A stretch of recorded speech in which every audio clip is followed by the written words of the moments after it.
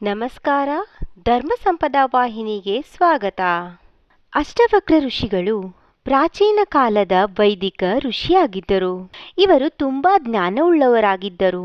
ಅಷ್ಟವಕ್ರ ಹೆಸರಿನ ಅರ್ಥ ಎಂದರೆ ದೇಹದ 8 ಸ್ಥಳಗಳಲ್ಲಿ ವಕ್ರವಾಗಿರುವುದು, ಅಂದರೆ ದೇಹದ ಭಾಗಗಳು ಬಾಗಿಕೊಂಡಿರುವುದು. ಇದು ಹುಟ್ಟಿನಿಂದಲೇ ಅವರಿಗೆ ದೈಹಿಕ ವಿರೂಪತೆಯನ್ನು ಹೇಳುತ್ತಿತ್ತು. ಅಷ್ಟವಕ್ರ ಋಷಿಗಳು ಯಾವ ಕಾರಣಕ್ಕಾಗಿ ಈ ರೀತಿ ವಕ್ರವಾದರು ಎಂದು ದ್ವಾಪರ ಯುಗದ ಲೋಮೇಶ್ ಋಷಿಗಳು ಹೇಳಿರುವ ಕಥೆಯನ್ನು ಕೇಳೋಣ. ಒಮ್ಮೆ ಲೋಮೇಶ್ ಋಷಿಗಳು ಯುಧಿಷ್ಠರ ಮತ್ತು ಅವರ ಸಹೋದರರೊಂದಿಗೆ ತೀರ್ಥಯಾತ್ರೆಗೆ ಹೊರಟಿದ್ದರು. ಆ ಸಮಯದಲ್ಲಿ ಲೋಮೇಶ್ ಋಷಿಗಳು ಅಷ್ಟವಕ್ರ ಮಹರ್ಷಿ ಕಥೆಯನ್ನು ಹೇಳಲು ಪ್ರಾರಂಭಿಸಿದರು. ತ್ರೇತಾಯುಗದಲ್ಲಿ ಸುಪ್ರಸಿದ್ಧವಾದ ಉದ್ದಾಲಕ ಎಂಬ ಮಹರ್ಷಿ ಇದ್ದರು. ಅವರಿಗೆ ಸಾಕಷ್ಟು ಜನ ಶಿಷ್ಯರಿದ್ದರು. ಅವರಲ್ಲಿ ಕಹೋಡ ಎಂಬ ಶಿಷ್ಯನಿದ್ದು ಅವನು ತುಂಬಾ ಪ್ರಾಮಾಣಿಕನಾಗಿದ್ದನು. ಇವನ ಪ್ರಾಮಾಣಿಕತನಕ್ಕೆ ಮೆಚ್ಚಿ ಮಗಳು ಸುಜಾತಾಳನ್ನು ಕಹೋಡನಿಗೆ ಕೊಟ್ಟು ವಿವಾಹ ಮಾಡಿದರು.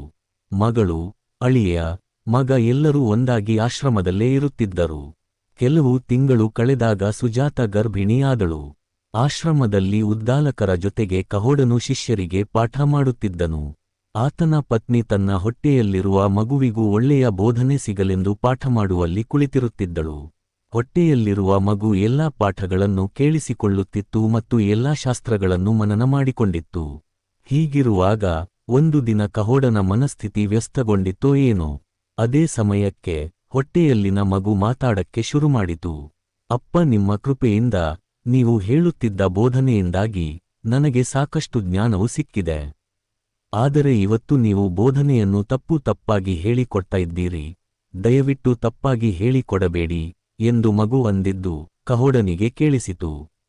ಮಗುವು ಕಾಣಿಸದೇ ಇದ್ದರೂ ಶಿಷ್ಯರೆದುರಿಗೆ ತನಗೆ ಬುದ್ಧಿ ಹೇಳಿದ ಮಗುವಿನ ಮೇಲೆ ತಡೆಯಲಾರದಷ್ಟು ಸಿಟ್ಟು ಬಂದಿತು. ನಾನು ನಿನಗೆ ತಂದೆ, ಮೇಲಾಗಿ ಗುರು, ನನಗೆ ತಪ್ಪು ಎಂದು ಹೇಳುತ್ತೀಯ. ಹುಟ್ಟುವುದಕ್ಕಿಂತ ಮುಂಚೆನೇ ಗುರು ಪರೀಕ್ಷೆ ಮಾಡುವ ನೀನು ಅಷ್ಟವಕ್ರನಾಗಿ ಹುಟ್ಟು ಎಂದು ಮಗನಿಗೆ ಶಾಪ ಕೊಟ್ಟನು. ಆಗಲೇ 9 ತಿಂಗಳು ತುಂಬುತ್ತಿದ್ದ ಸುಜಾತಳು ಗಂಡ ಕಹೋಡನಿಗೆ, ನನಗೆ ಇನ್ನು ಕೆಲವೇ ದಿನಗಳಲ್ಲಿ 10 ತಿಂಗಳು ಬೀಳುತ್ತದೆ. ಮಗುವಿನ ಆರೈಕೆ, ಅನುಪಾನದ ಖರ್ಚಿಗೆ ಹಣ ಬೇಕಾಗುತ್ತದೆ. ವಿದೇಹದ ಜನಕನು ಪಂಡಿತರೆಲ್ಲರಿಗೂ ಬೇಕಾದಷ್ಟು ಸಹಾಯ ಮಾಡುತ್ತಾರೆ ಅಂತ ಜನರು ಹೇಳ್ತಾ ಇದ್ದಾರೆ.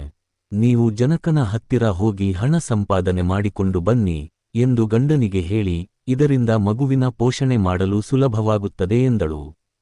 ಪತ್ನಿಯ ಮಾತಿನಂತೆ ಜನಕನ ಆಸ್ಥಾನಕ್ಕೆ ಕಹೋಡನು ಬಂದನು. ಜನಕನ ಆಸ್ಥಾನದಲ್ಲಿ ಬಂಡಿ ಎಂಬ ದೊಡ್ಡ ಪಂಡಿತನಿದ್ದನು. ಪಾಂಡಿತ್ಯದಲ್ಲಿ ಅವನನ್ನು ಗೆಲ್ಲುವುದು ಯಾರಿಂದಲೂ ಸಾಧ್ಯವಿರಲಿಲ್ಲ. ಹಾಗೆ ಬಂದವರು ಗೆದ್ದರೆ ಬಯಸಿದ್ದನ್ನೆಲ್ಲ ಮಹಾರಾಜ ಕೊಡುತ್ತಿದ್ದನು. ಸೋತರೆ ಶಿಕ್ಷೆಯೆಂದು ಅವರನ್ನು ಸಮುದ್ರದಲ್ಲಿ ಮುಳುಗಿಸಿ ಸಾಯಿಸಿ ಬಿಡುತ್ತಿದ್ದರು. ಕಹೋಡನು ವಾದದಲ್ಲಿ ಬಂಡಿ ಪಂಡಿತನ ಕೈಯಲ್ಲಿ ಸೋತನು. ಹೀಗಾಗಿ ಅವನನ್ನು ಸಮುದ್ರದಲ್ಲಿ ಮುಳುಗಿಸಿದರು. ಅಳಿಯನನ್ನು ಸಮುದ್ರದಲ್ಲಿ ಮುಳುಗಿಸಿದ ವಿಚಾರ ಉದ್ದಾಲಕನಿಗೆ ಗೊತ್ತಾಯಿತು.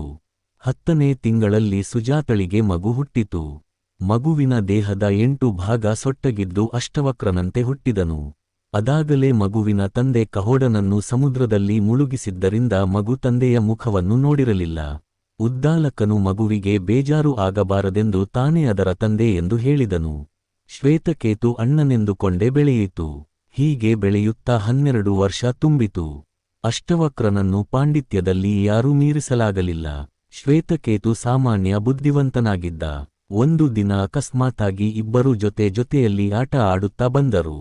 ಶ್ವೇತಕೇತುವು ಬಂದವನೇ ತನ್ನ ತಂದೆ ಉದ್ದಾಲಕನ ತೊಡೆಯ ಮೇಲೆ ಕುಳಿತನು. ಅಷ್ಟಾವಕ್ರನು ಓಡಿಬಂದು ಇನ್ನೊಂದು ತೊಡೆಯ ಮೇಲೆ ಕೂರಲು ಹೋದಾಗ, ಶ್ವೇತಕೇತು, ನೀನು ನನ್ನ ತಂದೆಯ ತೊಡೆಯ ಮೇಲೆ ಕೂರಬೇಡ, ನೀನು ನಿನ್ನ ತಂದೆಯ ತೊಡೆಯ ಮೇಲೆ ಕೂರು ಎಂದಾಗ, ಅಷ್ಟವಕ್ರನು ನನ್ನ ತಂದೆ ಯಾರು ಎಂದು ಉದ್ದಾಲಕನನ್ನು ಕೇಳಿದನು. ಆಗ ಉದ್ದಾಲಕನು ಕಹೋಡನ ಎಲ್ಲಾ ಕಥೆಯನ್ನು ಹೇಳಿದಾಗ ಅಷ್ಟವಕ್ರನಿಗೆ ತುಂಬಾ ಕೋಪ ಬಂದಿತು. ಬಂಡಿ ಮಹಾಪಂಡಿತರು ತನ್ನ ತಂದೆಯನ್ನು ಸೋಲಿಸಿ ಸಮುದ್ರದಲ್ಲಿ ಮುಳುಗಿಸಿದರು ಎಂಬ ವಿಚಾರ ತಿಳಿದು ತಾನು ಬಂಡಿ ಪಂಡಿತನನ್ನು ಸೋಲಿಸಿ ಸಮುದ್ರದಲ್ಲಿ ಮುಳುಗಿಸಬೇಕು ಎಂದುಕೊಂಡನು. ಸೋದರ ಮಾವನಾದ ಶ್ವೇತಕೇತುವಿನ ಜೊತೆ ಜನಕನ ಆಸ್ಥಾನಕ್ಕೆ ಬರುತ್ತಾನೆ. ಅಲ್ಲಿಗೆ ಬಂದಾಗ ದ್ವಾರಪಾಲಕರು ಇವರನ್ನು ತಡೆದು ಒಳಗೆ ಬಿಡಲಿಲ್ಲ. ನೀನು ಯಾಕೆ ಬಂದೆ ಎಂದು ಕೇಳಿದಾಗ ನಾನು ಬಂಡಿ ಪಂಡಿತರ ಜೊತೆ ವಾದ ಮಾಡಿ ಸೋಲಿಸಲು ಬಂದಿದ್ದೇನೆ ಎಂದಾಗ, ನೀನು ಇನ್ನೂ ಚಿಕ್ಕ ಹುಡುಗ, ಅವರನ್ನು ಸೋಲಿಸಲು ನಿನಗೆ ಸಾಧ್ಯವಿಲ್ಲ ಎಂದರು. ಆಗ ಅಷ್ಟವಕ್ರನು, ಅಯ್ಯ ಮೂರ್ಖ, ನೀನು ಬುದ್ಧಿವಂತಿಕೆಯನ್ನು ವಯಸ್ಸಿನಿಂದ ಅಳೆಯುತ್ತಿದ್ದೀಯ, ವಯಸ್ಸಿಗೂ ಬುದ್ಧಿವಂತಿಕೆಗೂ ಸಂಬಂಧವಿಲ್ಲ ಎಂದು ಒಳಗೆ ಹೋಗಿ ಬಂಡಿ ಪಂಡಿತರ ಜೊತೆ ವಾದ ಮಾಡಿ ಅವರನ್ನು ಸೋಲಿಸಿದನು. ನಂತರ ಅವರಿಗೆ ಶಿಕ್ಷೆ ಕೊಡುವ ಪ್ರಕಾರ ನೀವು ಸಮುದ್ರದಲ್ಲಿ ಮುಳುಗಿ ಸಾಯಬೇಕು ಅಂದನು. ಆಗ ಪಂಡಿತರು, ನೋಡು, ಇದುವರೆಗೂ ಒಂದು ವಿಷಯವನ್ನು ಯಾರಿಗೂ ನಾನು ಹೇಳೇ ಇಲ್ಲ, ಯಾಕೆಂದರೆ ಇದುವರೆಗೂ ನಾನು ಸೋತಿಲ್ಲ. ನಾನು ಸಮುದ್ರದಲ್ಲಿ ಮುಳುಗಿದರೆ ಸಾಯುವುದಿಲ್ಲ, ಏಕೆಂದರೆ ನಾನು ವರುಣನ ಮಗ, ನೀರಿನ ಜೊತೆಯಲ್ಲಿ ಇರುವವನು.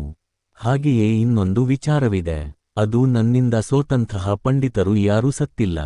ನಮ್ಮ ತಂದೆ ಅಂದರೆ ವರುಣದೇವ ದೊಡ್ಡ ಯಾಗ ಮಾಡುತ್ತಿದ್ದಾರೆ, ಅದನ್ನು ನಡೆಸಲು ಒಳ್ಳೆ ಪಂಡಿತರುಗಳು ಸಿಗಲಿಲ್ಲ. ಅದಕ್ಕಾಗಿ ನಾನು ಬಂದಿರುವುದು. ನನ್ನ ಜೊತೆ ಪಾಂಡಿತ್ಯದಲ್ಲಿ ಸೋತವರನ್ನೆಲ್ಲ ಸಮುದ್ರದಲ್ಲಿ ಮುಳುಗಿಸಿ ಯಾಗಕ್ಕೆ ಕಳಿಸಿಕೊಡುತ್ತೇನೆ.